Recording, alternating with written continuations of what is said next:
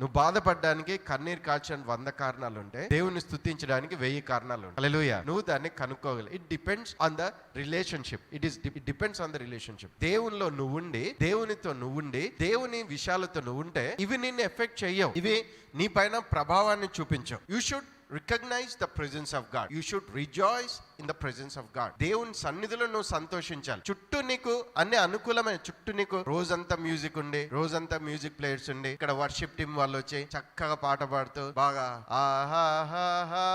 హల్లెలూయా అది ఉండదు. రోజంతా రోజు నువ్వు ఎదుర్కొనే ఛాలెంజెస్ ఉంటాయి. రోజు నువ్వు ఎదుర్కొనే ఎన్నో టఫ్ సిచ్యువేషన్స్ ఉంటాయి. నీకు వ్యతిరేకంగా ఉండే వాళ్ళు ఉంటారు, నిన్ను వెనక్కు లాగే వాళ్ళు ఉంటారు, నిన్ను పడగొట్టాలని చూసే వాళ్ళు ఉంటారు, ట్రాప్స్ ఉంటాయి, ఎన్నో ఉంటాయి. కానీ దేవునితో నువ్వు రిలేషన్ కలిగి ఉండి దేవుని స్తుతిస్తూ నువ్వు ఉంటూ ఉన్నావు కంటిన్యూస్ గా. There should be a song in your heart. Hallelujah. నీ హృదయంలో పాట రావాలి. ఎందుకు వస్తుంది అది? దేవుని రాజ్యము భోజనము పానము కాదు, కానీ నీతియు సమాధానము పరిశుద్ధాత్మ ఎందలి ఆనందమునై ఉన్నది. హల్లెలూయా.